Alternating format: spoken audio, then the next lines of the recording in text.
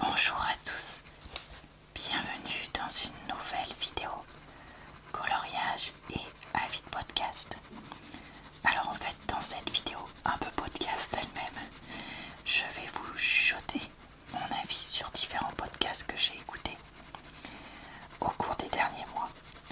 Je vous mettrai bien sûr en barre d'infos, commentaires épinglés et dans le i en haut de l'écran le lien vers tous ces podcasts pour que vous puissiez aller les écouter aussi si ça vous intéresse, mais aussi le lien vers d'autres vidéos d'avis de podcast que j'ai déjà faites parce que j'en fais de temps à autre, on va dire quand même, et aussi le lien vers des vidéos podcasts que j'ai faites mais pas d'avis, plutôt cette voix de chuchotement que j'ai fait sur un sujet particulier parce que j'avais envie de raconter certaines choses. Voilà, et bah écoutez, je crois que j'ai tout dit pour l'intro, donc on est parti pour cette vidéo ensemble. Je voulais vous parler de l'épisode 2 du podcast Mon héroïne, l'amour du risque, qui est un podcast Arte qui parle d'une femme qui, lorsqu'elle devient maman, décide de se replonger un peu dans la vie de ses propres parents, notamment sa mère, qui sont décédés quand elle était jeune du sida qu'ils avaient attrapé à cause de leur conduite d'addict. Dans ce deuxième épisode, on se replonge un peu sur certains mensonges ou certaines choses qu'elle croyait qui sont en fait fausses. Et honnêtement, je comprends que ce soit quelque chose qui soit difficile pour elle, etc. Et tout, mais j'ai pas trouvé ça hyper intéressant. Parce que en fait je trouve ça juste triste de me dire que tu es tellement accro à une substance comme ça que, sans négliger ton enfant, parce que j'ai pas l'impression que ce soit les retours des proches, tu ne fasses pas le nécessaire pour ne jamais l'abandonner entre guillemets. Alors évidemment qu'on peut jamais tout prévoir et tout ça, mais il y a une différence entre avoir une conduite à risque et le reste. Et voilà, et alors je jette pas la pierre à ces personnes-là qui se retrouvent dans cette situation-là. Je dis juste que... Mais attendez, 5 et je l'ai pas fait moi. Non. Je dis juste que c'est super triste. Mais en même temps, la vie qui semblait mener était quand même assez particulière. Et donc, perso, je m'y reconnais à 0%. Et donc, ouais, autant il y a des fois des témoignages assez différents de ma vie qui peuvent m'intéresser, autant là, je sais pas, j'ai pas accroché. Après, je trouve que la narratrice, qui est pas la vraie personne de ce podcast, est assez particulière dans sa façon de raconter, dans sa façon de parler. Est-ce que c'est à cause de ça que j'accroche pas? Je sais pas trop, mais ouais. C'est pas vraiment pour moi, j'ai l'impression. Voilà. Autre épisode de Code Source du Parisien dont je voulais vous parler. Surpopulation carcérale, pourquoi les prisons françaises débordent. Alors, écoutez, rien de vraiment révolutionnaire dans ce podcast parce que la réponse est assez simple au final. C'est qu'on condamne trop par rapport au nombre de places qu'on a en prison. Donc voilà, écoutez, ouais, j'ai pas trouvé ça foufou comme épisode, même si bon, ça reste toujours des sujets dont je pense qu'il est important de parler. Mais c'est vrai que je trouve que pour des sujets comme ça, avoir un podcast du Parisien qui reste très court en fait par rapport à la durée et qui manque de témoignages d'experts, parce que c'est souvent les journalistes qui sont interviewés, c'est pas comme d'autres podcasts où ça peut être des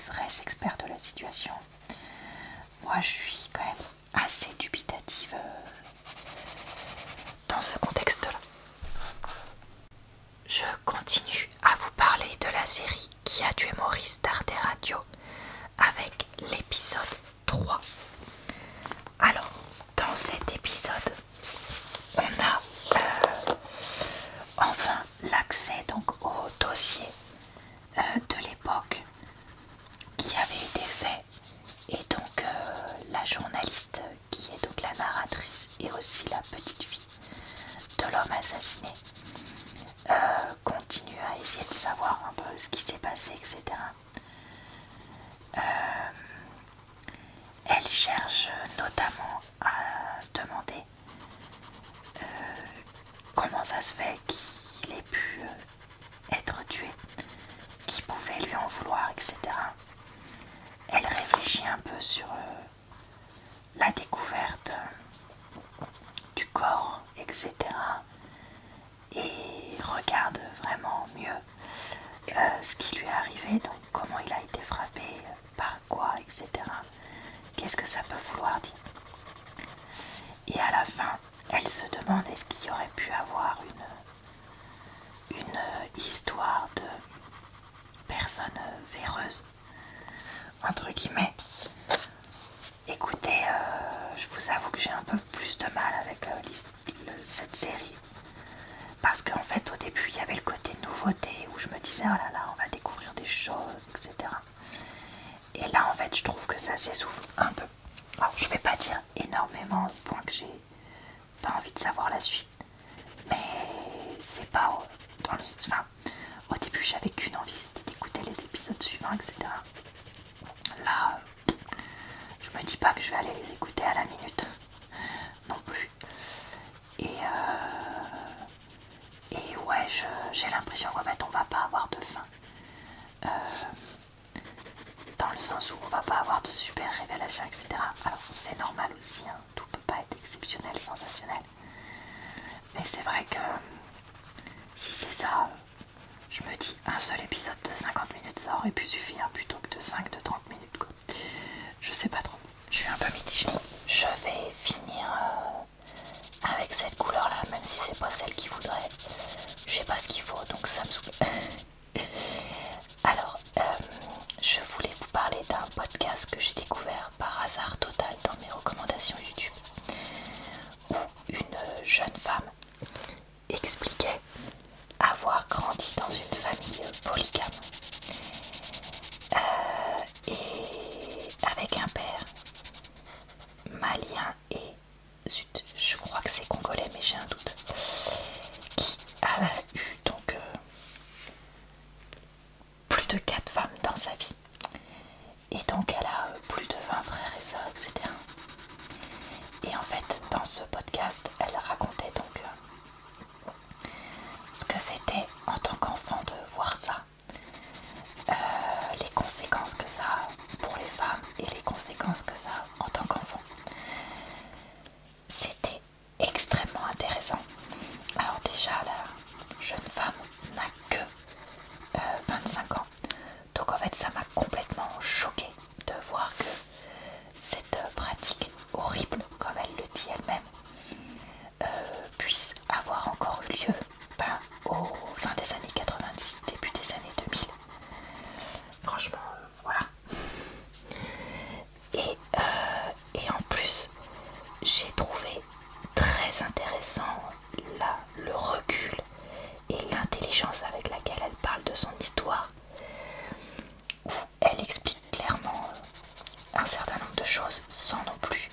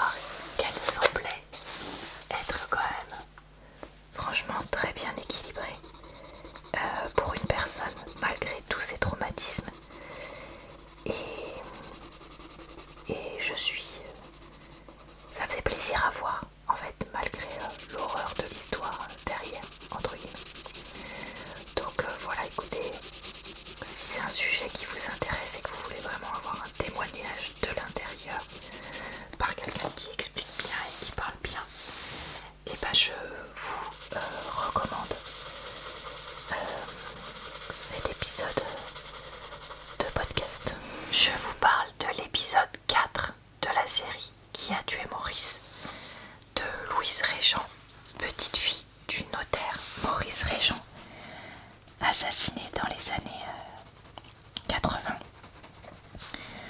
Alors, dans cet épisode, on cherche à savoir est-ce que Maurice était un notaire corrompu, et on découvre que non, c'était pas du tout le style. Et en plus, le type de crime qu'il y a eu ne ressemble pas à un crime passionnel. On apprend aussi qu'en fait, cette histoire d'enquête qu'elle fait, ça a pris bien plus de temps que ce qu'on pourrait croire en écoutant juste le podcast. Parce qu'elle parle de qui m'obsède depuis 3 ans. Donc je crois bien comprendre que ouais, ça fait longtemps qu'elle est obsédée par ça. Et que c'est pas si simple. On a différents acteurs familiaux qui décrivent Maurice pour essayer de nous aider à le comprendre un peu mieux. Et à la fin, elle commence enfin la demande de lecture du dossier complet qui est celui du juge, si j'ai bien tout compris. Et je suppose qu'on l'entendra dans le dernier épisode. Je vous disais que je suis pas autant passionnée qu'au début par l'histoire et que je me dis qu'on n'aura probablement pas de fin mot de quoi que ce soit. Je maintiens parce que voilà, j'ai l'impression qu'on avance vraiment pas des masses, malheureusement. Après, je trouve ça intéressant d'avoir reparlé de cette histoire et d'avoir voulu enquêter. C'est juste que ce que je reproche, c'est de faire un peu traîner en longueur quelque chose qui, je trouve, ne le méritait pas forcément. Mais écoutez, voilà, ça reste divertissant. Et maintenant qu'il me reste qu'un épisode, je vais clairement l'écouter pour finir cette série, ça c'est sûr. Donc voilà pour cet épisode-là. Encore un épisode de Code Source du Parisien sur qui est Pali Bagayoko, je crois qu'on prononce comme ça, le nouveau maire de Saint-Denis. Alors, vous en avez peut-être entendu parler en 2026. Si comme moi, c'était quelqu'un qui vous était inconnu. En fait, donc cet homme, il nous explique dans le podcast son histoire politique, parce que c'est vrai que c'est quelqu'un apparemment d'assez privé. Donc, qui a été pendant longtemps, comment on appelle ça, je suis nul en politique, conseiller municipal, adjoint, je ne sais plus, à la mairie à Saint-Denis, est devenu finalement maire de celle-ci. Parce qu'en gros, en 2020, la ville avait changé de bord politique et donc lui était parti. Surtout que pendant la campagne de 2020, il y avait eu des tensions entre communistes et LFI, dont il fait partie, pour s'associer. Et donc voilà, on nous présente la victoire. Et c'est vrai que c'est assez intéressant parce que moi j'en avais un peu entendu parler à la télé, mais pas plus que ça.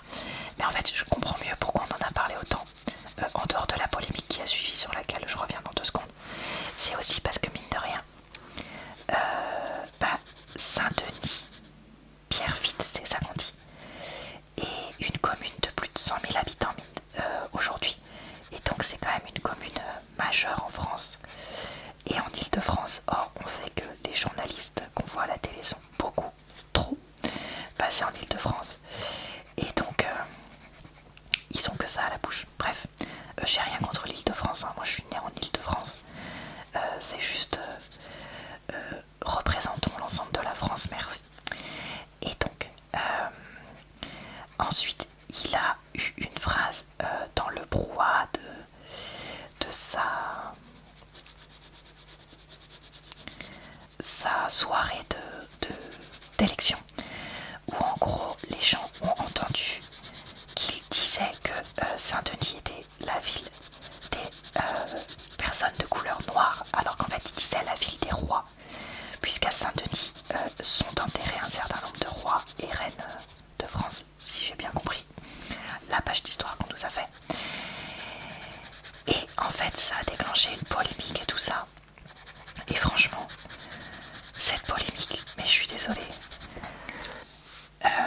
je la trouve ridicule. Alors en fait, qu'on soit d'accord ou pas avec les idées de cet homme-là ou de la polémique, je me rends compte que j'ai pas colorié ça en 5. J'ai aucune idée de quelle couleur c'était, donc ça va devenir du 3. Voilà, c'est juste qu'on entend clairement qu'on n'entend pas. Et que du coup après des personnes se font mousser sur des choses qui sont mal entendues et mal comprises. Et que ça monte en boucle avant de retomber comme un soufflé, puisque effectivement c'est pas ce qu'il avait dit.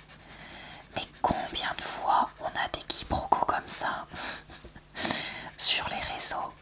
C'est juste que là c'est passé à la télé, mais en même temps à la télé on en a déjà entendu des bêtises comme ça. Donc voilà, enfin moi je suis pour qu'il y ait des choses qui soient faites quand il y a eu des propos racistes, hein, c'est pas ça que je dis, parce que c'est la loi et c'est tout. C'est juste que je rêve où je suis en train de faire des bêtises encore une fois, je suis encore en train de faire des bêtises. C'est juste que ouais, je trouve ça un peu grave de me dire que ce soit monté aussi loin, en fait, tout simplement. Tout ça parce qu'il y a des gens qui, et c'est redit dans le podcast, n'ont pas fait correctement leur travail d'écoute et de vérification journalistique. Voilà, et écoutez, cette vidéo est maintenant terminée. J'espère qu'elle vous a plu, relaxé et diverti. Je vous retrouve très vite dans une prochaine vidéo de podcast où je chuchote sur un sujet, ou podcast comme aujourd'hui. D'ici là, je vous retrouve aussi très souvent sur ma chaîne, donc n'hésitez pas à revenir, mais aussi sur ma chaîne secondaire et mon compte TikTok. Je vous souhaite donc une bonne soirée, une bonne nuit ou une bonne journée, et je vous dis à très bientôt dans une prochaine